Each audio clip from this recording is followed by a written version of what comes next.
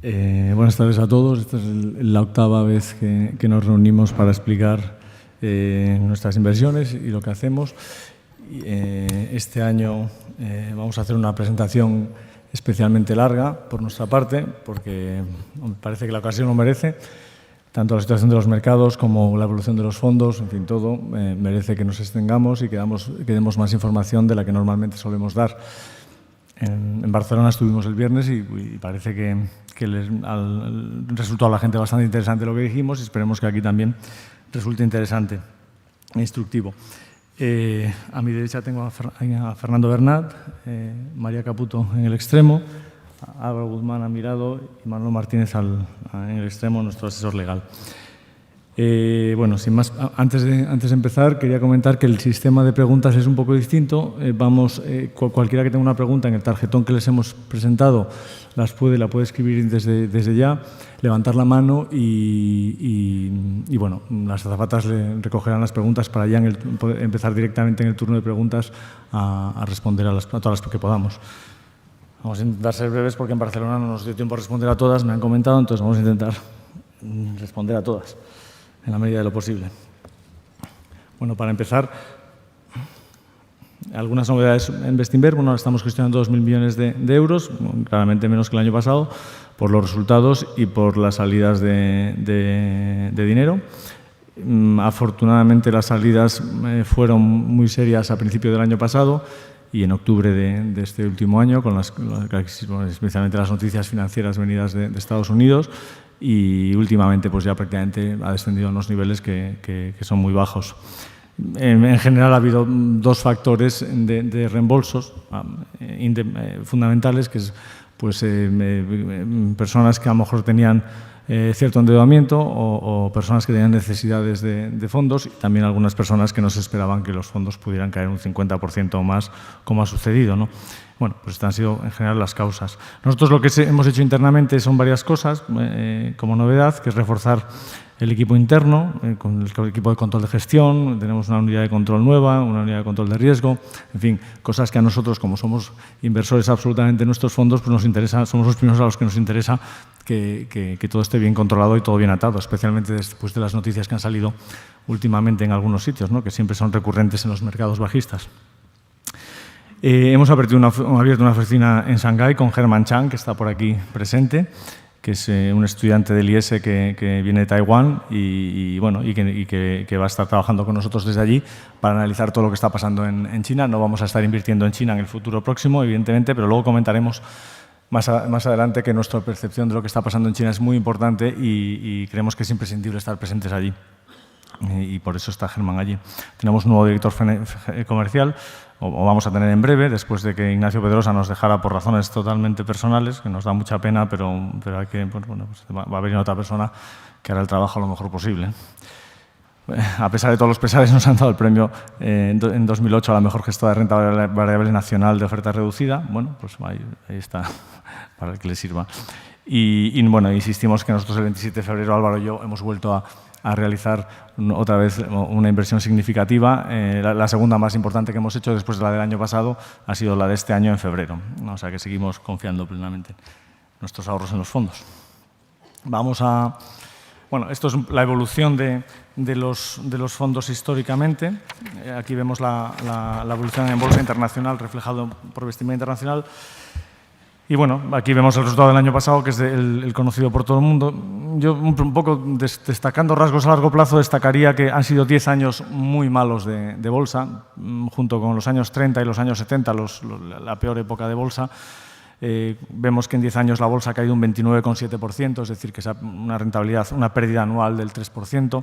Y bueno, por lo menos en los primeros años, no el último año, pero en los primeros años hemos conseguido crear el valor suficiente como para que en un entorno en el que la bolsa ha caído un 30%, nosotros aumentar nuestra rentabilidad un 60%, que como vemos en la siguiente transparencia, pocos fondos comercializados en España que invierten en todo el mundo lo han conseguido, ¿no? Bueno, este es el pasado y lo que vamos a hablar en general hoy va a ser del futuro, ¿no? En bolsa española, pues un resultado un poco parecido, aunque incluso mejor, ¿no?, con rentabilidades anuales del 16% desde que hemos empezado, frente a un 8% del índice bursátil, a pesar del 35% de caída del año pasado. Este año nos hemos enterado que a 31 ya hemos cumplido 15 años y hemos entrado en clasificaciones de 15 años en fondos mundiales y en los lugares que hemos mirado, fundamentalmente en Estados Unidos y en Europa. En Estados Unidos no existe ningún fondo que haya obtenido en los 15 años de los que estamos hablando un 16% de rentabilidad y solamente un fondo del norte de Europa ha obtenido un 16% de rentabilidad. O sea que aparentemente pues estamos ahí entre el primero, segundo, tercero fondos más rentables de Europa y Estados Unidos en estos 15 años. Aquí vemos la rentabilidad en bolsa española, que en los últimos 3 años pues, ha sido menos 17, entre las 10 primeras, y luego ha sido la primera en los últimos 5 y en los últimos 10 años de los fondos comercializados en España. Un resumen gráfico, un resumen breve de lo que vamos a hablar a partir de ahora, que es la evolución de los fondos, tanto de su valor objetivo, lo que nosotros pensamos que valen, como de su valor liquidativo. Empezando por Bestinfond, pensamos que el valor objetivo en este año y 2 meses del que estamos hablando, es el 31 de diciembre de 2007, ha aumentado un 16%, de 198 a 231, mientras el valor objetivo, que luego comentaremos cómo lo hacemos o cómo lo calculamos con mucho detalle, se ha evolucionado de esa manera, el valor liquidativo ha caído un 46% en este periodo. Prácticamente el mismo caso en Bestinver Internacional, el precio objetivo ya está en 50 para nosotros y aumentando prácticamente mes a mes, y en cambio el valor liquidativo ha caído casi un 50% en este mes y en estos 14 meses. En Bestinver Bolsa, en cambio, no hemos sido capaces de crear tanto valor como en Bestinver Internacional y Bestinfond, como veremos más adelante, y pues el valor objetivo del fondo ha bajado un poquito en estos 14 meses, un 1,9%, hasta 68,3, que es el valor objetivo que pensamos que tiene ahora. La cotización ha caído algo menos, mientras tanto, con respecto a lo que han caído los otros fondos, un 41% en estos 14 meses. Y el fondo hedge, pues como es una concentración de Bestinfond, pues ha tenido resultados relativamente parecidos a Bestinfond. Bueno, ahora vamos a centrar el grueso de nuestra exposición en el valor objetivo, que cuando a alguien le decimos que en una época de crisis como la que estamos viviendo, y sabemos que es el sentir de muchos clientes, porque nos lo comentan por lo menos a los comerciales, incluso a nosotros mismos personalmente, cómo hemos podido o cómo podemos decir que el valor objetivo del fondo ha pasado de 41 a 50, un 22% en un periodo que han quebrado multitud de bancos mundiales, otros han sido nacionalizados, en fin, todos leemos los periódicos todos los días o sabemos lo que está pasando, ¿no? Claro, esa subida del valor objetivo hace que el potencial de revalorización ya no sea del 100 y pico % del que hablábamos hace un año, sino que sea del 400%, o sea que el fondo teóricamente vale 5 veces la cotización actual. El PER, que es la cotización, digamos, el grado de caro barato que está al fondo, que explicamos que bueno, el PER medio histórico de la bolsa americana es 15, o sea que en los últimos 150 años ha tenido un PER medio de 15, es hacia lo que tiende siempre la bolsa. Estamos comprando algo que normalmente está a 15 a PER 3, o sea que bueno, pues nuestra opinión de que hay que multiplicar por 5 es que pasa de PER 3 a PER 15. En fin, el resumen es que parece que hemos creado bastante valor en este año y pico. Entonces, ¿cómo lo hemos hecho? Y eso es lo que vamos a tratar ahora. Vamos a dar mucha más información de la habitual y nuestra idea es que sea el último año que tengamos que dar tanta información, porque será que las cosas han mejorado y no será necesario ser tan transparente y ser tan detallado en las cosas que decimos. Al final, cuanto más información demos, más señales damos a la competencia de lo que hacemos y pues a veces eso no te permite la flexibilidad que necesitas, ¿no?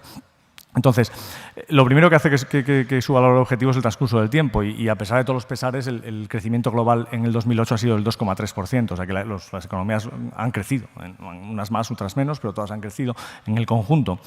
Entonces, eso simplemente hace que se venda un poco más de cada cosa y cada cosa, o cada compañía vale más en tanto en cuanto más es capaz de vender más. Aquí hemos hecho un análisis del tipo de compañías que tenemos en cartera. Y la conclusión a la que, también lo hacemos luego para la cartera nacional, de la que comentará Álvaro, la conclusión a la que hemos llegado es que, bueno, la conclusión no, o sea, haciendo un análisis de una a una de las expectativas de beneficios que tienen para este año y el que viene, vemos que el 67% de las acciones que tenemos en la cartera internacional, insisto, que es Bestinver Internacional y la cartera internacional que hay en Bestinfond, en los fondos mixtos, en todo lo demás, ¿no? Pero para simplificar hablamos de la cartera internacional y de la cartera nacional. El 67% de las compañías mejoran beneficios en el 2010 respecto al 2007. Es decir, el precio objetivo aumenta porque nuestras compañías, afortunadamente, no se colapsan, no solo no se colapsan, sino que cada año ganan un poco más de dinero. Ganan menos de lo que pensábamos que iban a ganar hace un año y medio, pero siguen ganando más dinero. Y además, aquellas que no mejoran beneficios en este periodo de 3 años que estamos tratando, pues tienen una caída relativamente moderada, una caída del 15%, como ponemos. En el conjunto, en este periodo de 3 años del que hablamos, pues nuestra cartera aumenta sus beneficios, las compañías que componen la cartera aumentan sus beneficios un 19%. Luego veremos muchos ejemplos de esas compañías, pero para empezar hemos puesto 3 de las que luego no hablaremos, que una de ellas es Kinépolis, los cines que todo el mundo conoce, pues el año pasado hizo 53 millones de beneficio operativo bruto, este año espera hacer 54 y el 2010 58 millones. Tonellerie, que es líder mundial en barricas de roble para vino, o sea, todos los vinos buenos tienen que estar en barricas de roble durante un cierto tiempo y es un negocio pues que el consumo de vino mundial está creciendo, sobre todo en los precios altos, de manera constante. Entonces, ahí tenemos la evolución de beneficios de Tonellerie François-Frère, 29, 33, 35, 37. Sol es una compañía italiana de gases industriales, idem de Ibden, negocios muy estables con crecimientos de beneficios constantes. Mientras tanto, lo que ha pasado, como en otras muchas compañías, es que las cotizaciones no han reflejado esas subidas de beneficios. Y vemos a la derecha pues, que caídas de las cotizaciones del 53, del 47 y del 40 en compañías con beneficios absolutamente estables. La primera manera de incrementar el precio objetivo es invertir en compañías que cada año ganan más. El tiempo juega a tu favor. La segunda manera es no cometer errores. Probablemente sea la primera manera clara, ¿no? Aquí insistimos en que, como todo el mundo sabe, no somos accionistas ni de bancos mundiales y globales ni de inmobiliarias de ningún país desde hace mucho tiempo. Y tenemos en general una cartera de compañías poco endeudadas. Entonces, todo lo que está ocurriendo está afectando a las ventas de las compañías, pero no está afectando gravemente a la situación patrimonial de ellas. Aquí ponemos ejemplos del endeudamiento de las compañías que tenemos en carteras. Pues tenemos el DAT no es un 12%, es un 17-18%, porque se nos ha olvidado meter una compañía y dos compañías que en el conjunto ascenderían hasta ese 12,5% que ponemos de compañías con deuda hasta el 17-18%. Es decir, entre el 15 y 20% de la cartera son compañías con cierta deuda, pero como vemos, todas con vencimientos a 3, 4, 5 años, o sea, no van a tener problemas este año para pagar sus préstamos y cuando la recuperación venga o cuando vayan generando su caja irán pagando su deuda, ¿no? En cambio, por otro lado, tenemos, a la derecha lo podemos ver, un conjunto de compañías que tienen exceso de dinero en la cuenta corriente. O sea, no solo no tienen deuda, sino que tienen dinero en la cuenta corriente. Algunas de manera significativa. El peso total de ellas es el 33%. Es decir, tenemos más compañías en cartera que tienen caja de las que tienen deuda. El resto de compañías, hasta llegar al 100%, pues tienen un poquito de deuda, algo simbólico que no hace que ni siquiera merezca la pena ponerlas en esta lista de deudas, pero tienen algo de deuda, no tienen caja neta, ¿no? Entonces, la segunda manera de incrementar tu precio objetivo es no cometer errores, no tener acciones de todas las compañías en las que estamos leyendo los desastres habituales cada día en el periódico, ¿no? La tercera manera pues, es la manera de trabajar que tenemos nosotros y que hemos venido comentando siempre. Pues, al final, cuando invertimos en compañías, pues hay algunas que nos gustan más y otras que nos gustan menos, incluso teniendo en cuenta que todas nos gustan. Entonces, lo que hacemos sistemáticamente es, dentro de las 60 o 70 compañías que a lo mejor tenemos en la cartera internacional ahora, pues ir, digamos, vendiendo las menos interesantes, y eso lo hacemos sistemáticamente para comprar las más interesantes.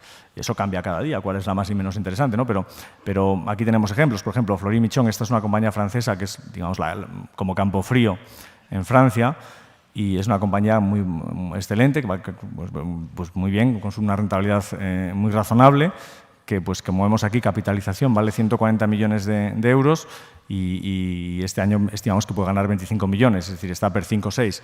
Pues esa compañía la hemos vendido porque pensamos que solo vale más del doble, o sea, es que es sorprendente las cosas que estamos haciendo, ¿no? O sea, vender una compañía porque solo vamos a ganar el doble para comprar debajo. Esto lo hicimos, por ejemplo, el 16 de febrero, ¿no?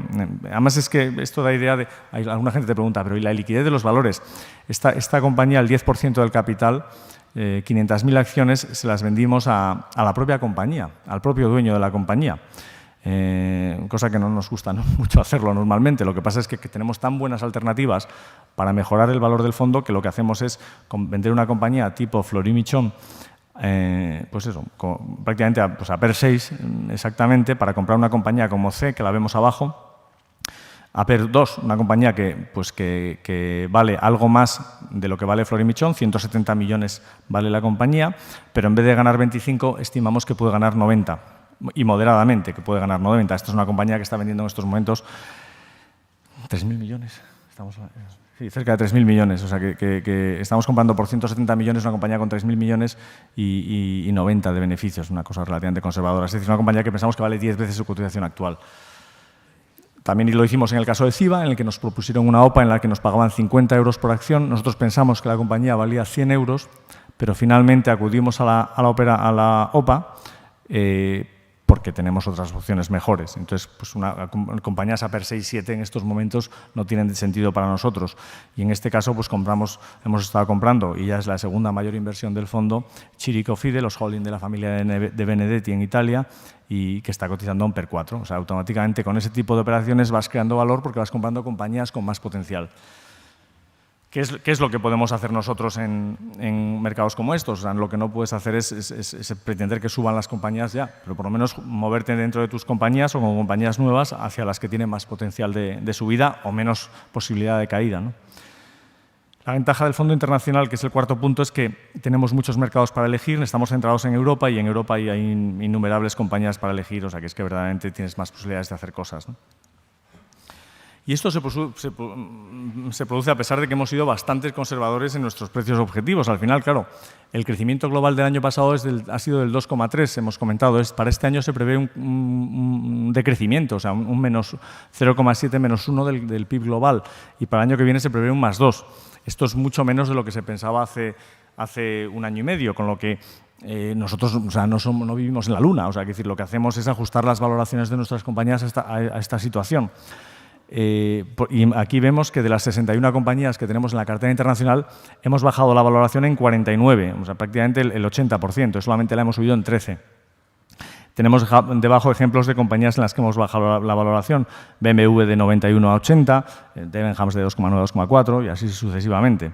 Pero como vemos, la valoración en nuestros casos baja del 10, 15, 20% y su cotización pues cae en el 50, el 60, el 70%. O sea, no hay correlación entre lo que nosotros pensamos que ha sido negativo en estas compañías o nos hace pensar que las compañías valen menos y la cotización.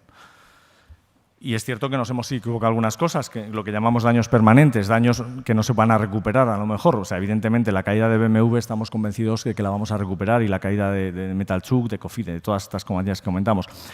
Hay algunas compañías en las que pensamos que todo el dinero no lo vamos a recuperar. Una parte sí, pero todo no. Y ponemos ejemplos como McClatchy, que es una cadena de líder, una cadena de periódicos americana, dueña fundamentalmente, por ejemplo, entre otros periódicos del Miami Herald.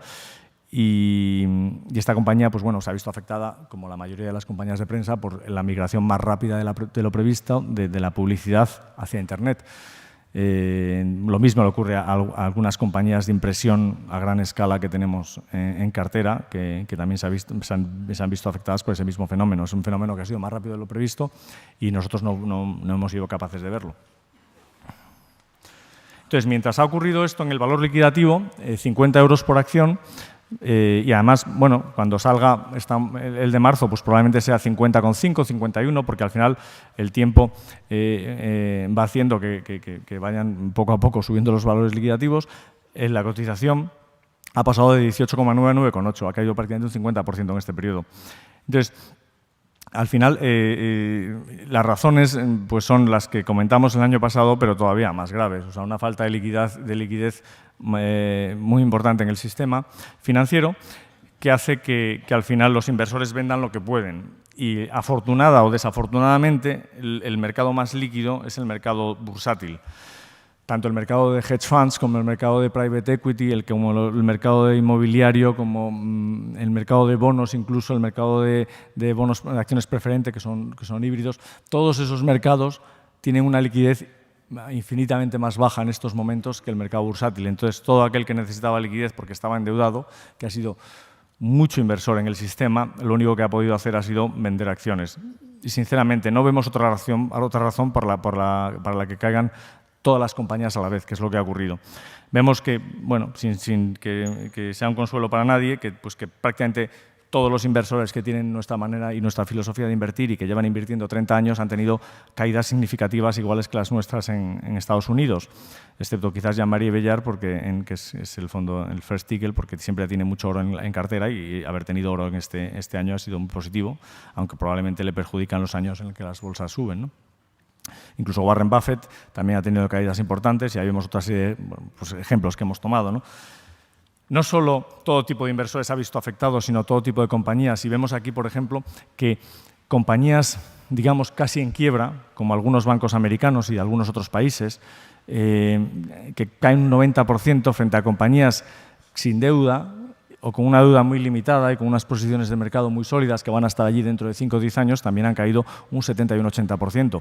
Compañías de la derecha, Clinton Cash, Clariant, Cheer y Sprinet son compañías que tenemos nosotros en cartera.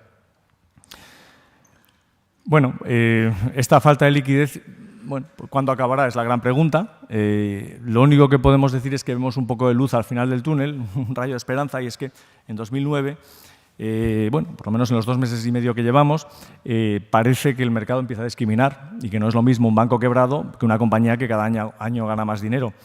Y si vemos, por ejemplo, en las tablas de abajo, que en el 2008 prácticamente todos los índices cayeron entre un 40 y un 50%, igual que nuestros fondos, igual que los índices de Brasil y Shanghái en China, este año, pues esto es a 27 a los 2 primeros meses del año, a finales de febrero. Pero vamos, la situación es igual ahora mismo, un poco peor, pero el concepto es el mismo.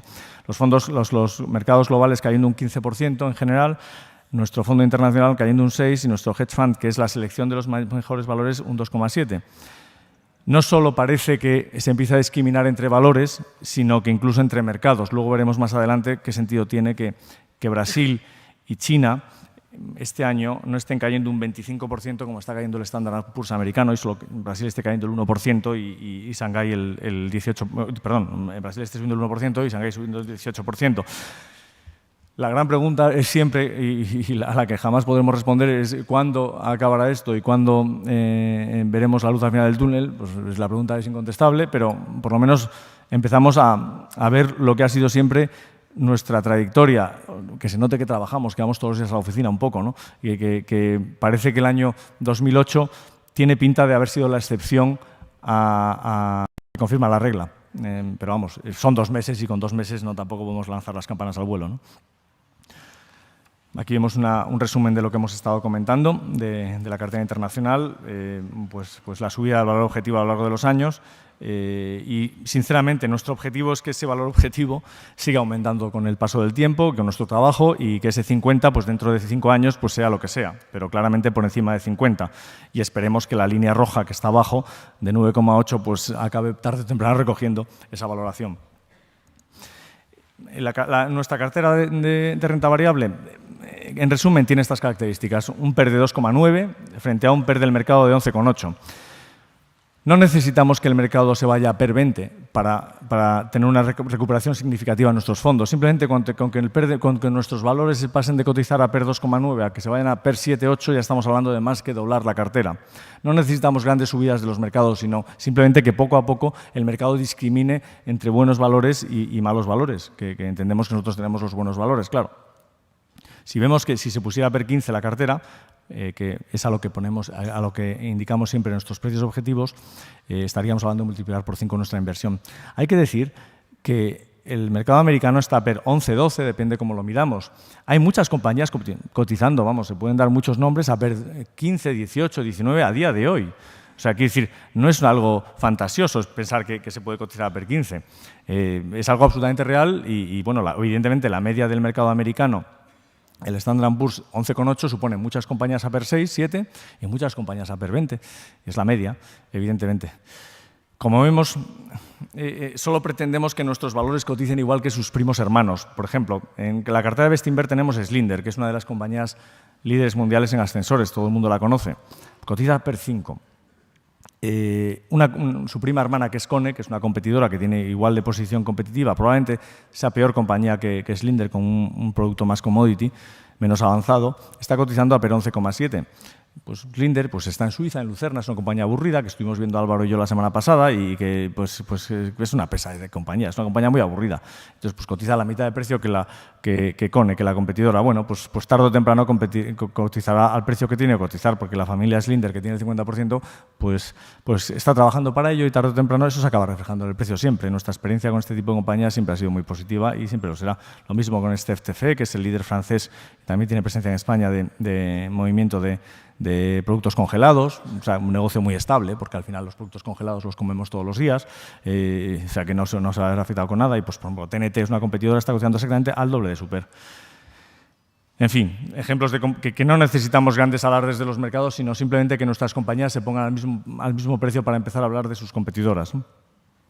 Entonces, el resumen de la cartera es valores con beneficios crecientes o estables, valores sin endeudamiento excesivo, valores con ventajas competitivas importantes, muy difíciles de replicar, que intente alguien montar una compañía de ascensores y mantenerlos, porque es prácticamente imposible en estas alturas del desarrollo económico hacer eso. O sea, los que hay son los que son, y no va a haber nadie de aquí a 10 años.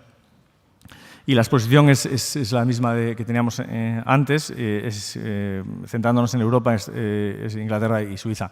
Y prácticamente abandonamos un poco el mercado americano porque nos parecen tan atractivos los precios de las compañías europeas que tiene mucho más sentido centrarnos en Europa, donde podemos añadir mucho más valor de lo que podemos añadir en Estados Unidos, ¿no? Aquí tenemos un ejemplo de las 10 compañías con más peso en el fondo, y vamos a detenernos en dos de ellas, BMW y Circo Fide. En las dos tenemos prácticamente el 8% de los fondos, y el año pasado hablamos de BMW, seguimos hablando de ella. El año pasado estaba muy barata y decíamos que si seguía bajando nos la iban a regalar, y efectivamente ya nos la están regalando. En el momento de hacer la presentación, hace una semana y media, la caja neta prevista para el 2010 es 2,6 billones, siempre miramos un año para adelante.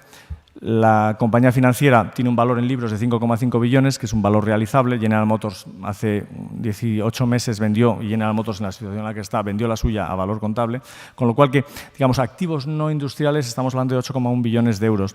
Ahora mismo el valor de la compañía a través de las acciones preferentes, que son las que tenemos nosotros, es inferior a la caja más el valor de la compañía financiera. Es decir, el negocio de la familia Quant de venta de coches en todo el mundo, BMW, Mini, Rolls-Royce, bueno, nos están regalando un Rolls, no lo había visto nunca desde ese punto de vista, pero es verdad, en el fondo también está Rolls aquí dentro de BMW, aunque tiene poca importancia, ¿no? Eso es exactamente lo que nos están regalando. Nos están regalando una compañía que, bueno, este año es posible que venda un 15% menos de coches que el año pasado, pero eso quiere decir que va a vender 1.200.000 coches. Es decir, no es que no esté vendiendo ningún coche, como parece que está diciendo el mercado, es que está vendiendo 1.200.000 coches. Lo que está diciendo el mercado es que pues no me interesa una compañía que tenga una marca BMW y que venda 1.200.000 coches. Parece ser que es que ya los coches no se van a vender más, como si lees algunos periódicos. Bueno, no sé, por ejemplo, leyendo datos de ayer, BMW ha vendido un 10% más de coches en febrero en China, y ha vendido un 3% más en Brasil, ha vendido más coches en India. Que este mes de febrero, estamos hablando en pleno follón financiero internacional, en algunos países se está vendiendo más coches que el año pasado, y sobre todo en los países en desarrollo, evidentemente no en Estados Unidos, ¿no? Por eso estamos hablando de una caída del 15% este año. Mientras tanto, si vemos el puntito blanco, la cotización está exactamente a los mismos niveles que hace 10 años. Un poco lo que hemos comentado antes, han sido 10 años muy malos de bolsa, y una compañía como BMW, que es una compañía normal de bolsa, pues ha tenido unos resultados muy parecidos, muy malos. Esta es la tabla de resultados. Aquí, esta tabla la ponemos para indicar que es que no nos hacemos trampas. Es decir, en BMW este año asumimos una caída de resultados del 70-80%. Son valores cíclicos que unos años ganan mucho dinero y durante mucho tiempo, y de repente tienen años malos. Y este va a ser un año malo para BMW. Y de hecho, eso es lo que ha hecho que la cotización bajara. Pero precisamente es en los años malos cuando hay que comprar acciones, desde nuestro punto de vista, y especialmente de las compañías cíclicas que se mueven en entornos variables, ¿no? Es de las pocas compañías, realmente, excepto BMW y alguna otra compañía, que pueden asumir entre todas el 20% del fondo, Es de las pocas compañías cíclicas que tenemos en carteras, pero lo es, o sea, es incontrovertible y pensamos que es una oportunidad, ya lo era el año pasado y más todavía, evidentemente, en estos momentos, ¿no? O sea, este año, por ejemplo, estamos asumiendo que podrían tener menos 500 millones de flujo de caja libre, o sea, de dinero directo para nosotros como inversores. Y ponemos un beneficio, un EBIT, un beneficio antes de intereses e impuestos de 500 millones. Esta mañana estaba leyendo que Credit Suisse estima que van a ganar 1.000 millones. O sea, quiere decir que cuando alguien nos dice, no, es ¿qué números, cuán agresivos sois en vuestros números? Pues bueno, pues 500 millones en este año me parece que es razonablemente conservador. A mí me gustaría tenernos con cierto detenimiento en esta compañía porque, sinceramente, yo llevo trabajando 20 años y no sé si he visto un caso como este. Bueno, probablemente sí, pero no me acuerdo, ¿no? Pero es un caso extraordinario de infravaloración de una compañía. Este es el holding de la familia de Benedetti, que ahora está gestionado por Rodolfo de Benedetti, el hijo, que tiene 47 años, lleva 15 años gestionándolo, empezó con 32 y tiene una serie de activos. Entonces, la compañía vale en bolsa en estos momentos 553 millones de euros, 0,74 por acción. Esta compañía estaba cotizando en la burbuja de Internet hace 10 años a 6 euros por acción, porque resulta que es accionista del Expreso. Entonces, como era accionista de periódicos, pues, bueno, pues estaba la gente como loca. De 6 ha pasado a 0,74. Mientras tanto, en estos 7 años, la compañía ha hecho varias cosas, entre ellas crear Sorgenia, a medias con Verbund, que es la mayor eléctrica de Austria. Verbund este año ha hecho una ampliación de capital en la que ha valorado Sorgenia, ha hecho en dos etapas. La segunda etapa, la de este año, la está valorando en 3,9 billones. Nosotros tenemos, como accionistas de Chile, el 50% de esa compañía, que es la quinta eléctrica italiana, con exactamente 6 centrales térmicas, centrales eólicas, 600.000 clientes en gas y electricidad. Una eléctrica de un tamaño razonable, que ya tenemos que un socio experto en electricidad la está valorando en 3,9 billones de euros. Eso, aplicado a nuestro 50%, son prácticamente 2 billones. Recordamos que la compañía vale 500 millones en bolsa, o sea que una de tus participadas vale 4 veces tu cotización. Y además, la gente dice, bueno, pero es que ahora la gente no está dispuesta a pagar esas cosas. Hombre, no se puede decir nunca, pero tenemos la sensación por diversas fuentes de que pues, Verbund, que tiene el 45% de esta compañía, estaría encantado, como ha hecho Enel con Endesa, en comprar el 100% de Sorgenia. Y probablemente nos pagaría eso esas cantidades de las que estamos hablando. Todo está en nuestro tejado. El día que Chir y la familia de Benedetti decida vender Sorgenia, tendremos en la cartera 2 billones de euros. Además de eso, tenemos una serie de participaciones, el Expreso, una de las 3 o 4 cadenas líderes de prensa en Italia, con periódicos regionales, La República, es el dueño de La República, el dueño del Expreso, cadenas de radio, Sogefi, compañía líder mundial en filtros para automóviles y suspensiones, con retornos, es de las compañías del mundo del automóvil que tiene una rentabilidad sobre el capital alta, razonable, decente. De hecho, este año pues estamos hablando de que pueden tener 100 millones de EBITDA, bajando de 140. O sea, es decir, estamos hablando de compañías que ganan dinero, que tienen solidez y que cotizan en bolsa, además, Expreso y Sogefi. Entonces, estamos viendo que sumando las participaciones, tenemos una valoración, si utilizamos el precio en bolsa del Expreso y Sogefi, de 2,4 billones de euros, y si utilizamos lo que creemos nosotros que vale el Expreso y Sogefi, 3 billones. O sea, en el peor de los casos, multiplicamos por 5 nuestra inversión. Y en el peor de los casos, en el mejor probablemente multiplicamos por 6 o por 7.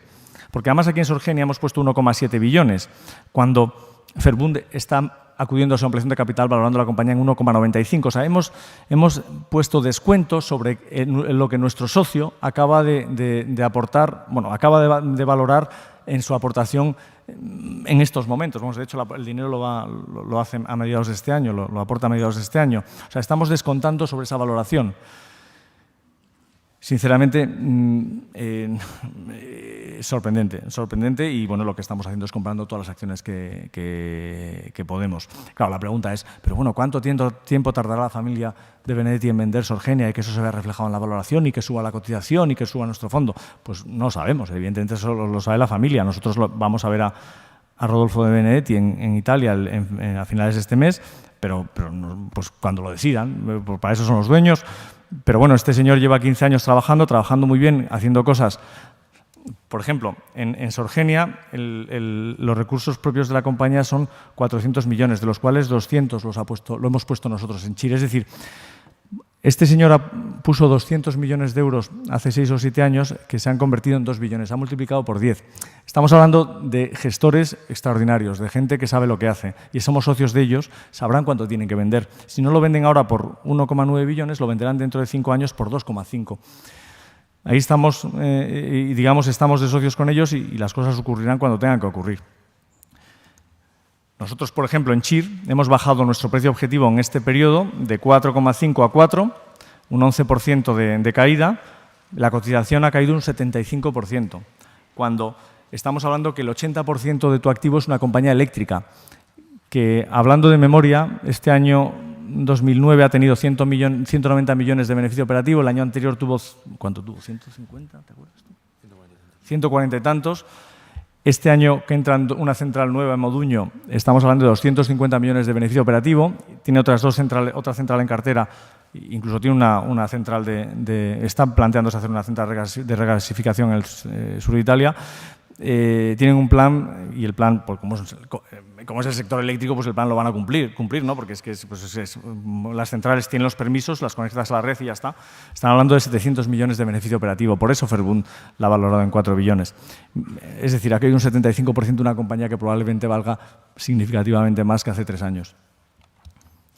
Aquí tenemos otro ejemplo de las 7 compañías siguientes en el fondo por tamaño, con una característica común: son todos sectores muy estables, con crecientes beneficios, incluso en esta época de crisis, y con un precio extraordinariamente atractivo.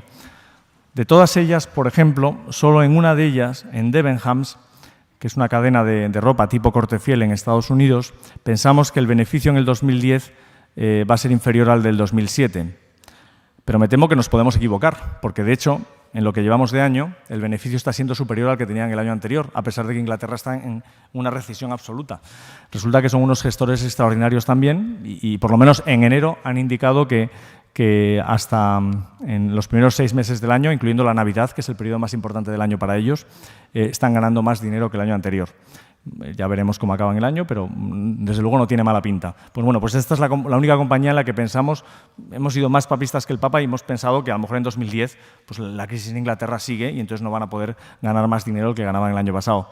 Al final estás hablando de una compañía que cotiza exactamente a 2,6 veces beneficio y entonces, bueno, claro, el potencial es extraordinario. El resto de compañías, como vemos, en estas compañías que suman el 28% del fondo, tenemos beneficios crecientes y en algunos de manera significativa año tras año, 2007, 2008, 2009, 2010. Para terminar, hemos hecho una serie de escenarios desde nuestro escenario base, que es que nuestras acciones se vayan a PER 15, que probablemente sea el escenario más probable y que nos da el 50 por acción de precio objetivo, multiplicar por 5 nuestra inversión ahora mismo. Hasta uno pesimista, bueno, pues por decir algo, ¿no? Que en vez del PIF, en vez de menos 0,7 menos 0,7 en 2009 sea menos 2 y en el 2010 sea 0 en vez de más 2,5. Pues por decir algo, un escenario que francamente no vemos, pero puede ser, porque somos agnósticos, nosotros no jugamos a adivinar los ciclos, sino pues intentar aprovecharnos al máximo posible de las irracionalidades del mercado. Pues el valor objetivo bajaría a 45 y si nos ponemos un escenario optimista, pues nos iría a 55. Y luego hemos hecho alguna serie de ejercicios, bueno, pues para que los inversores vean exactamente de qué estamos hablando. O sea, si en vez de a PER 15 nos vamos al PER actual del mercado de la bolsa americana, estamos hablando de 39 por acción, o sea, que multiplicamos por 4. Si asumimos que el 25% de la cartera vale 0 y que nos hemos equivocado totalmente en que ese 25% de la cartera, o sea, que BMW vale 0, que CHIR vale 0, que todo esto vale 0, estamos hablando que el fondo valdría 37 euros por acción, o sea, 4 veces la cotización actual.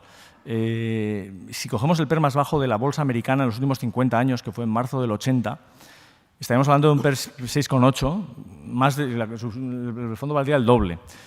Y si asumimos que el precio objetivo es el PER 5,6, que es el PER que hubo en junio de 1962, en plena Gran Depresión americana, pues el fondo vale el doble. Entonces, bueno, pues yo creo que el riesgo de no ganar dinero es nulo prácticamente en nuestro fondo.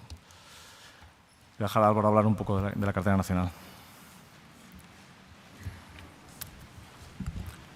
Buenas tardes. Voy a hablar brevemente de nuestra cartera nacional.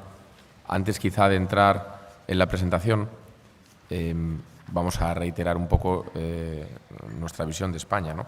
Nosotros hemos tenido una cartera ya desde hace años, como todos ustedes saben, muy centrada en evitar al máximo los bancos, las compañías inmobiliarias y cualquier compañía de consumo. Pensábamos que el país iba a sufrir y bueno, se ha producido. Como tampoco nos gusta hablar mucho y negativo de España, vamos a dar nada más que un dato para ilustrar por qué seguimos muy negativos con el país. Nada más que un dato.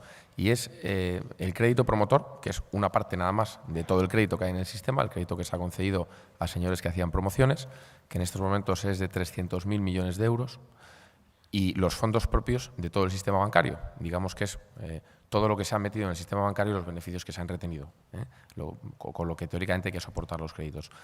Pues esos 300.000 de créditos tienen enfrente 170.000 de fondos propios. Si la mora que estima a los analistas más conservadores del crédito promotor es entre un 30 a un 40%, pues 120.000 millones de esos fondos propios había que provisionarlos. Es decir, nos estaríamos cargando pues 3/4 partes de los fondos propios sin haber entrado en el crédito al consumo, en hipotecas y demás.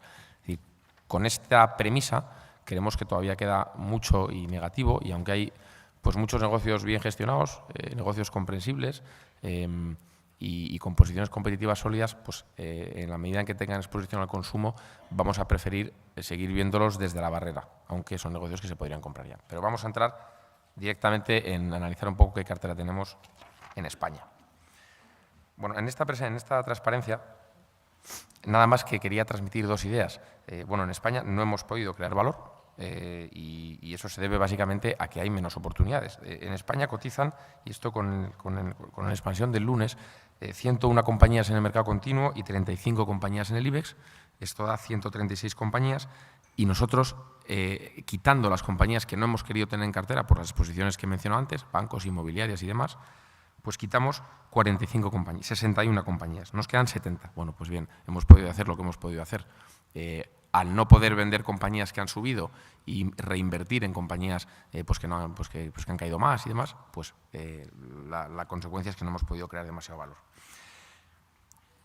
Y quería insistir también en por qué algunas valoraciones las hemos bajado.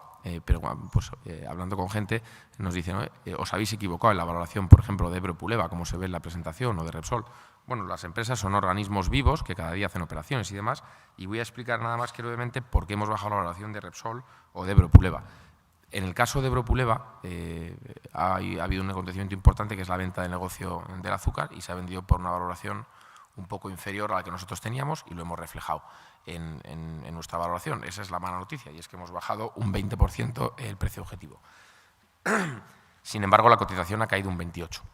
En el caso de Repsol, pues manteniendo conversaciones con antiguos ejecutivos, hemos considerado que había algunos países fuera de Argentina que tenían un cierto riesgo de que le subieran la tasa de impuestos. Hay una serie de inversiones en el mundo del refino que se están haciendo que pueden lastrar un poco los márgenes, y hemos bajado la valoración un 17%. En este caso, la caída de la cotización ha sido de un 50%. Es decir, la prudencia está en nuestro ADN. Es un poco la idea que queremos transmitir aquí, ¿no? Y lo que pasa es que el mercado ha sido todavía más prudente. Nosotros lo llamamos irracional que nosotros, y se ha pasado de prudente a lo mejor, ¿no? Bueno, con esta segunda presentación, como es un poco la misma idea que ha explicado antes Paco, solamente quería decir que tenemos compañías que son buenas, que están en negocios comprensibles, que están gestionadas por sus dueños en general y que crecen. Y no voy a poner más que un ejemplo, pues que es sorprendente, ¿no? La compañía Ibersol, que es una compañía propietaria de tiendas de comida rápida, que no es especialmente de lo que más sufre una recesión. Incluso en los primeros compases de la recesión, las ventas a superficie comparable pues de Burger King, de McDonald's, subían. Pues esta compañía, que ganó 32 millones en 2007, 35 en 2008 y que va a ganar 37 este año, su cotización ha caído a la mitad. Bueno, pues de eso tratamos de aprovecharnos, ¿no? Bueno, aquí nada más que recalcar que el año pasado en España, preveyendo el escenario macro, pues casi calcado a lo que ha sucedido al final, solo le pudimos sacar 5 puntos al índice, pero ya igual que la cartera internacional, este año pues se está viendo que el IBEX tiene una caída a cierre del lunes del 25% y nosotros estábamos cayendo un 14%. Digamos que en estos 2 meses le hemos sacado 11 puntos de rentabilidad, Y esto responde pues a que teníamos la cartera dimensionada para no cometer errores, ¿no? Digamos, en España. Bueno, aquí de nuevo nada más que dos comentarios sí quería hacer a los de la línea roja y la línea azul, porque a mí me han llegado personalmente muchas críticas, ¿no? Oye, la línea azul, pues no, sois un poco optimistas, ¿no? Vuestra cartera española vale exactamente 3 veces más. Y bueno, oye, la línea roja es la línea que nosotros los gestores y por eso entendemos que los clientes también pues han sufrido y lo han pasado mal y a todos nos da rabia no habernos salido el momento más alto, ¿eh? Pero el punto más alto al que cualquier inversor en Bestinver Bolsa ha podido entrar son 48 por acción. Se alcanzó aproximadamente a mediados de julio del 2007. Y 48 está a caballo entre las dos líneas. Entonces, a la persona que pudiera esperar, pues digamos 5 años, y si en 5 años el fondo está en 68, que trataremos de que esté en 75 o en 80, como ha explicado Paco, porque vamos creando valor, pues esa persona en 7 años, 5 desde ahora más 2, pues habrá sacado una rentabilidad de un 50% en total, que viene a ser el 6% anual. Es decir, una cosa razonable. Esto lo digo porque sé que mucha gente tiene o espera el consuelo de cuándo voy a recuperar mi dinero, pero yo creo que lo honesto que tenemos que decir es lo que estamos haciendo nosotros, lo que decimos a nuestras familias y lo que estamos haciendo con nuestro dinero. Y es que ese señor que va a hacer el 6% es el que ha invertido en el pico, pero el señor que invierta ahora, estamos hablando que si se cumple en 5 años nuestra previsión, pues va a multiplicar por 3 en 5 años. Entonces, sin invitar a nadie oye, hay mucha gente que se ha quedado sin dinero y eso lo entendemos por invertir con nosotros, pero o que ya no tiene más dinero para invertir, los que lo tengan, lo honesto, y lo digo aquí, es que deben añadir, porque los retornos van a ser excepcionales desde estos niveles. Y un apunte nada más para los más escépticos. Leí ayer que entre julio de 1932 y marzo de 1937, que fueron años en los que luego cayó la bolsa, todavía estábamos metidos un poco en la depresión, la bolsa subió un 412%, un 312%, multiplicó por 4,2. Y eso pasó exactamente en 4 años. Nosotros, la historia de esta casa es que hemos mejorado en aproximadamente 10 puntos la rentabilidad de los índices. Es decir, la bolsa multiplicó por 4 en 3 años y medio en periodo, digamos, recesionario, y la inversión de valor bien hecha pues hubiera sido eso o más. Es decir, todo esto para transmitir nada más que una idea, y es que la línea roja pues no es un futurible o una invención nuestra, ¿no? Bueno, las características las hemos comentado y muy brevemente. La cartera está más barata que el mercado, por un lado. Además, está más barata cuando se coge cada uno de sus miembros, Ibersol, Europuleva, Europac, que sus primos internacionales, uno por uno. Y bueno, la razón, bueno, pues es una cartera, la razón es que todos los días buscamos mejorarla, pero con lo que ha caído en España, pues es una cartera que tenía un componente cíclico francamente muy bajo. En cuanto a las 10 mayores posiciones, lo que me gustaría es que mentalmente los que más conozcan a las empresas españolas traten de ver cuál es la exposición a España de estas compañías, digamos la exposición a que la economía española vaya mal. Y realmente pues uno ve que o porque están en sectores, digamos, no cíclicos, Corporación Alba pues tiene ACS, que es una compañía ya, digamos, eléctrica, y una participación en Acerinox, que es un exportador del 90%. Verán cómo esa característica, por un lado no cíclico y por otro lado exportador, se cumple en casi todos los valores.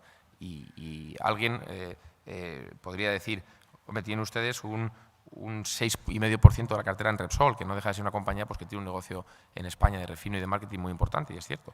Es verdad que en las últimas recesiones el consumo de gasolina pues, es de lo que menos cae, pero puede caer un 4%. El último día leí que estaba cayendo un 6%. Aquí simplemente hay que saber que el sistema de refino que tiene Repsol es muy curioso, con las 5 refinerías interconectadas, y Repsol está ya aquí para vender gasolina. Los competidores, que son gente que tiene que traer la gasolina o el producto refinado desde Arabia Saudí y demás, pues tienen que traerlo, ¿no? Y esa renta de posición que se llama, pues es $1,50, $2. O sea que incluso en momentos malos Repsol va a tener un mercado, digamos, cautivo. No es una cartera con exposición a España, es una cartera pensada para que si el país sufre mucho, pues la cartera no sufra, ¿no? Y voy a hablar brevemente de 2 valores.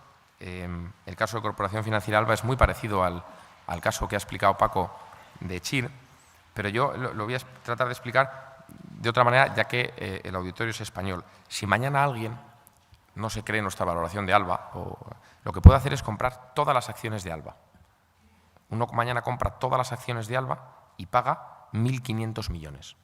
Al día siguiente vende la participación que tiene Alba en ACS, que es una participación cotizada, y que para por lo menos una parte de esas acciones tiene contrapartida porque el señor Florentino Pérez está comprando acciones de la compañía, está comprando autocartera, pues el día anterior pagó 1.500 millones y al día siguiente, solo por vender ACS, le devuelven 2.250.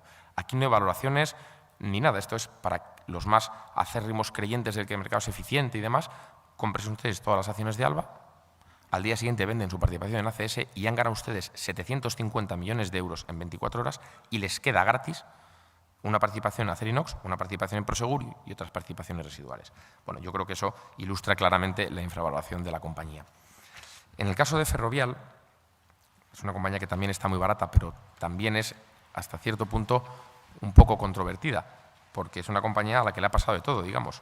Es una compañía que cotizaba en el momento álgido, año 97, pues a unos 11.000 millones de euros de valoración y le empezaron a pasar cosas. Compró el gestor aeroportuario inglés, BAA, y se juntaron en el tiempo tres cosas. Una serie de problemas que generaron un caos en Heathrow, es decir, los pasajeros tenían unas colas tremendas y eso generó muy mala prensa y artículos muy negativos, por un lado. Por otro lado, BAA tenía que pasar un episodio que era la refinanciación de su deuda y en momentos en los que los mercados de crédito estaban cerrados a la gente le daba mucho miedo y luego la gente la asociaba al tema inmobiliario español, aunque Ferrovial se salió del sector inmobiliario a tiempo, a finales del 2007, antes de que las cotizaciones y el problema ya lo conociera todo el mundo. Digamos que nosotros cuando entramos en Ferrovial es cuando el problema de Heathrow estaba prácticamente resuelto, cuando entramos de manera significativa. Teníamos una participación residual, pero entramos fuerte cuando el caos de Heathrow estaba prácticamente resuelto, se había refinanciado la deuda de BAA, segundo problema, y bueno, la exposición española no entro siquiera porque es absolutamente residual. Y sin embargo la cotización siguió cayendo, hasta haber caído un 80%. Si vemos una magnitud sencilla de ver de la valoración, Cintra, que es una concesionaria de autopistas, tiene autopistas por todo el mundo y la principal es una autopista canadiense estupenda, que la alternativa, es decir, la carretera nacional está totalmente colapsada, pues puede valer 4.000 millones de euros y ahí no hay demasiada diferencia entre los analistas, ¿no? Digamos que esos 4.000 millones que vale Cintra los anulamos con la deuda que tiene el Grupo Ferrovial, que son 4.000 millones, porque el resto de la deuda es con recurso a cada activo, es decir, no es deuda de la compañía holding. Y simplemente la cotización de BA, lo que queremos que vale BA, pues es ya actualmente un 40% más que toda la cotización de Ferrovial.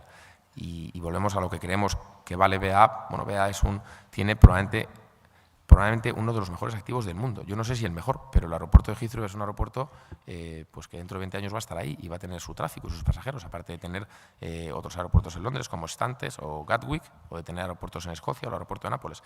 La valoración de un aeropuerto es una cosa en la que casi todo el mundo coincide mucho, porque son flujos a muy largo plazo. Es verdad que los tráficos de los primeros años afectan mucho al valor residual, pero el valor, para quien pueda mirar más allá de esos años, pues no cambia demasiado. Otro ejemplo clarísimo de cómo el mercado, a pesar de que los problemas por los que había penalizado una compañía, cuando se resuelven esos problemas, sigue sin beneficiar a la compañía, es decir, un problema de liquidez, al fin y al cabo. Bueno, la idea un poco en esta transparencia es la misma que con el Fondo Internacional. Yo quizá decir que si el 25% del fondo, un cuarto de nuestras inversiones, nos hubiéramos equivocado completamente y valieran cero, pues Bestinver Bolsa valdría todavía algo más del doble. Nosotros, además, pensamos, por supuesto, ese 68 que tenía en la cabeza el señor de la línea roja que mencionó antes, pues convertirlo en 88 y en 108 con el tiempo. Y en España puede que no sea tan difícil porque, como he dicho al principio, muchas compañías empiezan a estar a tiro. Por último, en esta transparencia, nada más que una idea, y es que las cosas vuelven siempre a su sitio. Aquí ponemos en la línea azul la cotización de Telefónica desde los años 60 hasta ahora, y la línea de puntitos, digamos que es el beneficio por acción de Telefónica, que puede ser una representación del valor. Cuanto más gana una compañía, pues más vale, ¿no? Ahí se ven periodos grandes y largos de irracionalidad, como por ejemplo, pues, a principios de los años 80 la compañía estaba francamente barata y a finales de los 90 y principios del 2000 la cotización se ve que se dispara con relación a su valor, la compañía se pone muy cara. Al final todas las cosas vuelven a su sitio. Benjamin Graham, que es el padre de nuestra escuela de valor, decía que a corto plazo el mercado es una máquina de votar y a largo plazo es una máquina de pesar. Y nosotros lo que honestamente podemos hacer es pesar, pero saber a quién va a votar la gente, pues es difícil saber a quién van a votar los políticos que tienen encuestas y de todo, saber a quién va a votar los inversores, cuándo van a tener un problema de liquidez, pues no es desgraciadamente nuestro trabajo y nadie lo ha conseguido llevar a puerto nunca bien. Bueno, para terminar, vamos a hablar un poco de economía, que no es nuestro fuerte, pero como entendemos que todo el mundo está interesado en lo que está pasando, pues vamos a dar nuestra opinión. Todo lo que hemos dicho hasta ahora, sinceramente, creemos en ello y bueno, el grado de certeza y de seguridad en lo que estamos diciendo hasta ahora es muy alto y así lo pensamos y lo decimos y a partir de ahora, bueno, pues es una opinión razonada e informada. Vemos dos posibilidades, un escenario de crisis normal, pues de recesión y salir adelante de una manera normal, y un escenario de crisis de sistema, crisis financiera total en que bueno, tanto el sistema financiero como los estados son incapaces de hacer frente a sus acreedores, digamos. Vamos a ver qué es lo que entendemos que hay que hacer en los dos casos y las implicaciones de cada cosa, ¿no? Primero, el escenario normal. Pues nosotros, si hay que votar por algo, pero esto es una votación, no es un análisis totalmente razonado que vaya con visos de certeza, ¿no? Nosotros votaríamos más por este escenario y por varias razones que vamos a comentar ahora. La principal es que el problema se ha producido en Estados Unidos y sinceramente, si pensamos que hay una economía dinámica y un país que soluciona los problemas de frente y agarra todo por los cuernos es Estados Unidos. De hecho, se está viendo que es así. En el año y medio, dos y medio que llevamos de crisis inmobiliaria americana, los precios han caído en media en todo el país el 30%, en algunos lugares como Florida y California han caído el 50% los precios de las casas, lo que ha hecho que ya se pongan a un nivel razonablemente atractivo. De hecho, el nivel de transacciones en California está aumentando respecto al año pasado ahora mismo, pues el 30, 40, 50%. Parece que poco a poco se están ajustando los precios. Claro, eso tiene la lectura negativa de que todas aquellas entidades financieras que han financiado esas subidas de precios están sufriendo. Nosotros pensamos que eso es a corto plazo dañino y a medio plazo muy positivo. Hay que recordar que en Japón la crisis se inició en el año 90 y el primer banco quebró en el 97. O sea, durante 7 años digamos, se estuvo enredando en la situación, intentando tapar los problemas. Era un país muy rico y tenía capacidad para tapar los problemas durante mucho tiempo y así hicieron. Al final han estado pues, prácticamente 12 o 13 años, hasta el 2003 o 2004, prácticamente con un crecimiento cero. El único aspecto negativo del problema en Estados Unidos es que, bueno, pues hay que desendeudarse. Es un problema de exceso de deuda y entonces el nivel de desendeudamiento no sabes hasta dónde va a llegar. Ahora mismo la tasa de ahorro ha pasado de ser el 0 hace 2 años a ser el 4 o 5. O sea, los americanos ya están ahorrando el 5% de su renta y eso ha hecho que consuman menos coches y otras cosas. Y ahora falta probablemente que lleguen de 5 al 10%, que parece que es la tasa histórica media de ahorro normal. Aunque puede ser el 12 o puede ser el 8. Vamos, lo razonable es que lleguen entre el 8 y el 10%, ¿no? Entonces, hombre, eso a corto plazo es un factor negativo porque resta consumo, pero a largo plazo, desde nuestro punto de vista, es sanísimo porque no hay nada mejor que el ahorro y el trabajo. Que como veremos, enlazamos con el segundo factor, es lo que se está dando en China. Que afortunadamente, como vemos en las tablitas, en este año 2009 se prevé un menos 0,7, como hemos dicho, y que está en datos en los que hemos basado nuestras valoraciones, con crecimientos negativos en Estados Unidos, decrecimientos del 2,3, 2,7 en euro, 2,7 en España y 7,6 en China. O sea, gracias a China, el mundo solo va a caer un 0,7 y no un 2, un 3 que hubiéramos caído si no llega a ser gracias a ellos. ¿Es sostenible el crecimiento de China? Nosotros pensamos que sí y las razones son varias. Primero, que el crecimiento no está basado en la deuda. La deuda tanto de las familias como de las empresas como del Estado incluso es muy, muy baja. Por ejemplo, los bancos chinos por cada 100 pesetas de depósitos tienen 100 de préstamos, o sea que prestan mucho menos dinero de lo que tienen en las cuentas corrientes. En España, para que os hagáis una idea, de 100 pesetas estamos hablando de 160 de préstamos, o sea, prestamos un 60% más de lo que hay en depósitos, con lo cual tienes que financiarte y normalmente te tienen que financiar los extranjeros y así estamos en la situación que estamos, o sea, creciendo por encima de nuestras posibilidades. Aquí en China es lo contrario. porque el crecimiento está basado en tasas de ahorro que son las más altas del mundo. Un chino, por cada 100 pesetas que ingresa, ahorra 30, es un 30%, que es una enormidad, con tasas de productividad muy altas, del 6-7%, que hacen que ese crecimiento sea sostenible. Además, es cierto que las exportaciones están cayendo, lógicamente, porque están exportando menos a Estados Unidos y a Europa, pero lo que se está manteniendo es el consumo interno, basado todo ello en el ahorro que tienen y la capacidad de trabajo que tienen. Ya es la tercera economía mundial y precisamente, hablando de BMW otra vez, en los primeros 2 meses del año, BMW ha vendido 11.000 coches en China y ya es su tercer cliente después de Estados Unidos y Alemania. O sea que ya es una fuerza en el mundo. De hecho, por ejemplo, datos curiosos, en el consumo de acero ya es el 50% del consumo de acero se da en China. O sea, que en algunas materias es esencial conocer lo que está pasando en China para saber hacia dónde va a evolucionar ese segmento, ¿no? Además, no solo el factor de China es un factor razonable, sino que en el resto del mundo no ha habido una burbuja inmobiliaria como la que ha ocurrido en Estados Unidos, Inglaterra y en España, para nada al mismo nivel. Es decir, ni Alemania ha tenido burbuja crediticia derivada de la inmobiliaria. Los precios en las casas en Alemania son los mismos que hace 10 años. En Francia sí que ha tenido algo de incremento de precios, pero muy moderado, y lo mismo que en Italia. En Latinoamérica tampoco ha habido burbuja.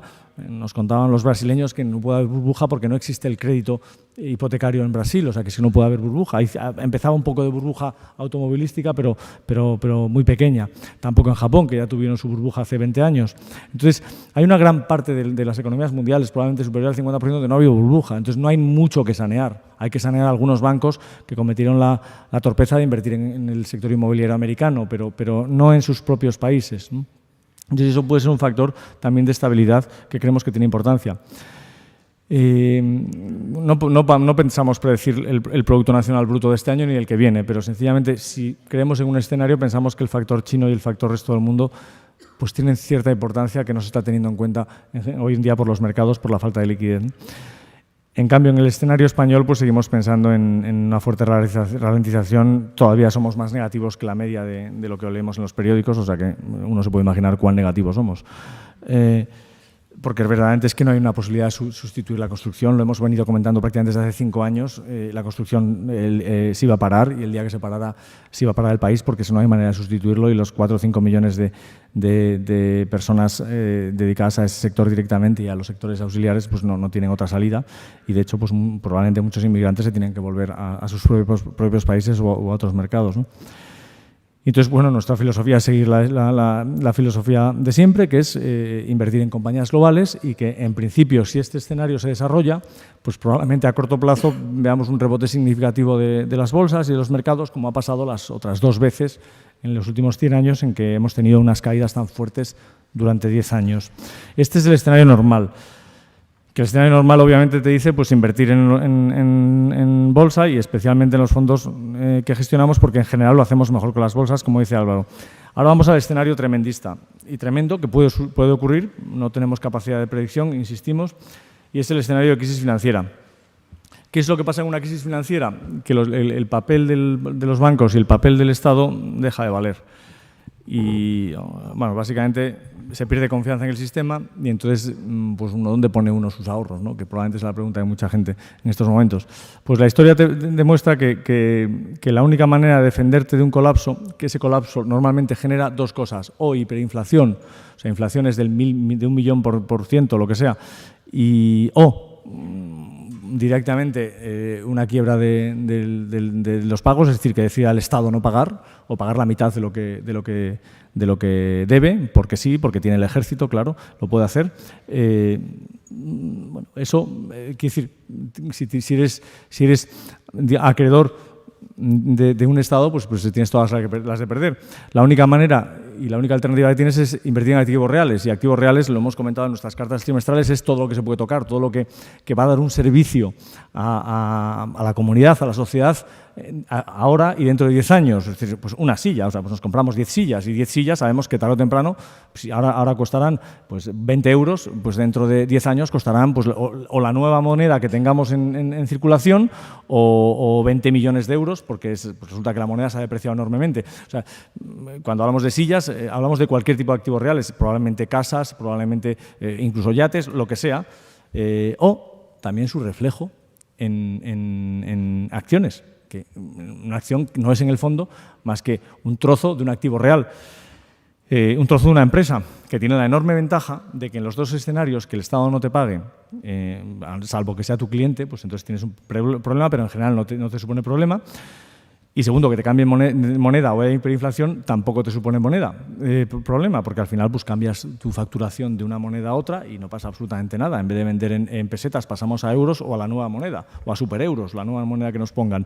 Si hay hiperinflación, más de lo mismo. O sea, le pagamos a nuestros trabajadores en miles de millones y cobramos a nuestros clientes en miles de millones. Si tienes un producto que ofrecer o si tu activo real da un servicio a la comunidad, de aquí a 10 años, y es probable que lo dé, tienes relativamente poco que perder. Más que hablar de ganadores, hablaríamos de los que pierden menos. Evidentemente, con una crisis del sistema, pues nadie gana en términos reales. Al final, quién es el que pierde menos es lo importante. O cómo puedo conservar al máximo el poder adquisitivo de mi ahorro, ¿no?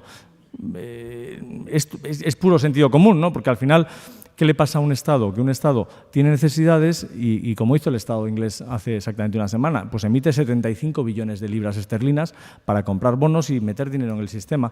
Bueno, ha emitido 75 billones, pero es que podría haber emitido 750 billones y a lo mejor dentro de 15 días emite 7.500 billones. O sea, ya sabemos que la actitud de un político pues es distinta. O sea, que decir, pues, de salvar el problema a corto plazo ya veremos dentro de 1 o 2 años. En general, salvo honrosas excepciones, la familia Quant no va a hacer eso jamás. No va a decir, venga, vamos a emitir acciones de BMW a ver qué pasa. No va a hacer eso jamás.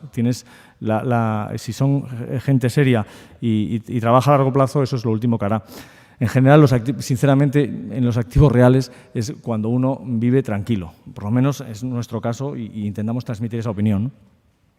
Y además es que vemos los ejemplos. Vemos que a lo largo de la historia, la línea roja, que es la línea de las acciones, sistemáticamente se ha comportado mejor que la línea de bonos y letras del tesoro, incluso que tener el dinero debajo de la almohada y hasta que el oro, que teóricamente es un activo real, pero claro, no genera beneficios cada año. Vemos que eso es así prácticamente en cualquier periodo de los últimos 200 años. Pero es que si vemos, por ejemplo, la crisis argentina, que es la última que conocemos y que hablábamos de ella hace un año y la gente se reía y ya no se ríe tanto la gente. Vemos que el bono del Estado argentino cotizaba 100 antes de la crisis y después de la crisis cayó un 80% y te pagaban el 20% de lo que habías invertido. Así estamos después de 8 años, habiendo perdido el 80% y no habiendo recuperado. En otras crisis acaba siendo cero el valor de los bonos del país determinado, como es el caso de Zimbabue en estos momentos, que era el segundo país más rico de África y ya pues es un basket case, como dicen los ingleses, un ejemplo de muy negativo para el resto de mercados. Entonces, ¿qué pasó? ¿Qué manera hubo de conservar tu patrimonio en Argentina quebrando el país? Pues curiosamente, volvemos al mismo sitio. El que invirtió en el índice Merval en la bolsa argentina cayó el mismo 70% que cayó el bonista argentino, pero vemos lo que ha pasado en estos años, pues que las empresas argentinas lo que han hecho ha sido subir precios, adaptarse a la nueva realidad y exportar todo lo que pueden gracias a la devaluación, bueno, han hecho lo que tienen que hacer para intentar valer más y al final pues el mercado lo acaba reconociendo porque es que es la única manera donde puedes preservar tu patrimonio, ¿no? O el poder adquisitivo de tu patrimonio, más que tu patrimonio, en la mejor medida posible. No siempre lo conservas, pero menos en la mayor medida posible. Al final, afortunadamente, en estas situaciones, lo último que ocurre es, en acciones que no tienen problemas o no ponen en daño el sistema, es la nacionalización de las acciones, es lo último que ocurre, afortunadamente, y en general. Otra vez hemos hablado de este ejemplo otras veces, pues la clase media alemana en los años 20, el marco alemán, otra vez por la emisión de moneda, se depreció hasta cero, literalmente erosionando totalmente el ahorro alemán en aquel momento. Y curiosamente, ¿qué le pasó a la bolsa alemana? A Siemens, a Thyssen, a Krupp, a todas las grandes compañías, a Daimler, todas las compañías que existían en aquel momento y que curiosamente existen ahora, pues que es una especie de espejo opuesto de reflejo de la moneda, pero al revés. Es decir, en tanto en cuanto se deprecia la moneda, la gente corre rápidamente a la bolsa porque es el único sitio donde de un día para otro puedes mantener tu capacidad de ahorro y tu patrimonio. Cuando verdaderamente las cosas llegan al desastre, es el único sitio donde puedes preservar tus ahorros. En situaciones intermedias como la de la España de los años 70, que todo el mundo recordará, con una inflación muy alta durante varios años, vemos que la línea en roja es la línea de bonos y 100 bonos en términos reales, 100 pesetas en términos reales, en el año 70, en el año 90, compraban 66. Es decir, habías perdido un 35% de tu poder adquisitivo. Las acciones, evidentemente, en el 74, 75, 76 sufrieron enormemente, estuvieron muy aburridas durante 5 o 6 años, pero al final recuperaron su poder adquisitivo hasta prácticamente el mismo nivel de los años 70. Y eso sin tener en cuenta que luego los 90 fueron años muy buenos de bolsa también, o sea que simplemente no es solamente un problema de justo un buen ciclo, ¿no? Parece que no está mal la bolsa para los momentos de crisis total y entonces, bueno, al final cuando alguien pregunta ¿qué puedo hacer con mis ahorros? Yo digo lo que hacemos nosotros con nuestros ahorros, que es lo que decimos siempre, que nosotros lo tenemos todo en nuestros fondos porque nos parece la manera más tranquila de vivir y probablemente el tiempo que tarda en pasar los ahorros por el banco probablemente es el momento más peligroso, ¿no? Entonces vamos a terminar con conclusiones. Al final, hombre, todo el mundo opina todos los días sobre la crisis, la situación y demás, y bueno, pues hombre, simplemente por aquí nos ponemos unas medallas y decimos, hombre, pues nosotros conseguimos anticiparnos a la burbuja tecnológica, a la burbuja inmobiliaria, a la crediticia, varios años antes de que ocurriera y hemos venido insistiendo en ello. Y bueno, pues hemos tenido una rentabilidad a 15 años pues prácticamente de las mejores en Europa y en Estados Unidos. Entonces, bueno, pues que cada uno escuche a quien quiera escuchar. Nosotros quiero decir que no, como todo el mundo sabe, nunca hemos hecho campañas de marketing y de publicidad, simplemente explicamos lo que hacemos y todo aquel que considere nuestra opinión que tiene cierta lógica, pues que siga su criterio y el que no, pues también. O sea, esto es lo que es, ¿no?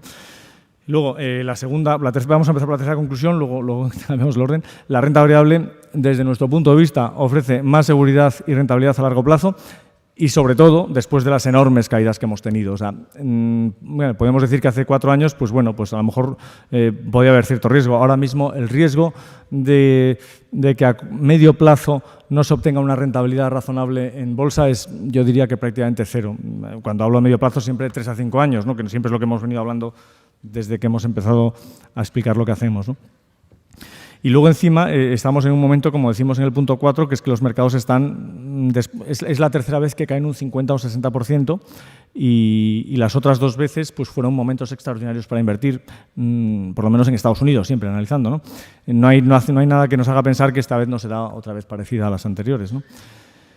Y nosotros, en este entorno tan malo, pues hemos conseguido crear valor en nuestros fondos desde nuestro punto de vista y yo creo que hemos explicado bastante bien lo que hacemos y no hemos sufrido apenas pérdidas de valor permanentes. O sea, en la mayoría de los valores en los que hemos sufrido pérdidas no vemos ningún problema en no solo recuperar las pérdidas, sino mucho más a lo largo del tiempo. Mejorando, y bueno, eso lo hacemos mejorando en las valoraciones, ¿no? Acertando en las valoraciones y siendo muy pacientes, como comentaremos más adelante. En estos momentos nunca hemos tenido tantos descuentos en los fondos como hay ahora, nunca ha habido tanto potencial de obtener buenas rentabilidades como hay ahora en los fondos y probablemente nunca ha existido tan poco riesgo como hay ahora en los fondos, aunque parece mentira. Cuando más riesgo hay es cuando uno va al bar y todo el mundo está comprando expansión, entonces sí que hay un riesgo enorme en las bolsas. Ahora mismo el riesgo se ha limitado absolutamente porque nadie lee expansión, me parece.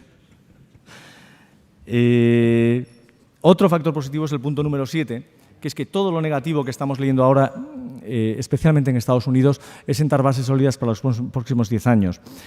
Todo lo que sea no consumo, cada dato, nosotros somos muy raritos, pero cada vez que vemos un dato de consumo americano malo, en el fondo te alegras porque es sentar las bases sólidas para algo que tiene que ocurrir, que es que el ahorrador americano se recapitalice un poco y no se gaste tanto más de lo que tenía y probablemente tarde unos meses más el consumo en recuperarse. Pero tanto más ocurra eso, tanto más sólida será la base para los próximos 10 años.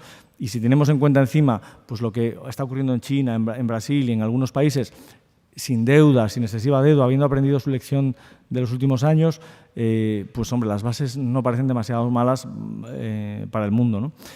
Y lo último es la paciencia, que es lo primero que dijimos hace 8 años y que lo decimos en los tiempos de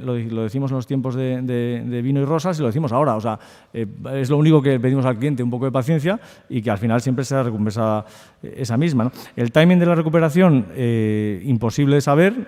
Supongo que cada día que pasa está más cerca la recuperación, pero eso no es decir mucho más de lo que decimos, ¿no? Lo que sí es cierto es que casi más importante que el timing es a dónde vamos a acabar. Y sinceramente creemos que vamos a acabar en 50 en Bestinver Internacional por ahora y en 68 en Bestinver Bolsa y lo mismo en Bestinfond y demás. Y lo que no está tan claro es cuándo. Pero el cuánto, yo creo que desde luego estamos bastante seguros de esas valoraciones. Bueno, esto es todo lo que queríamos decir.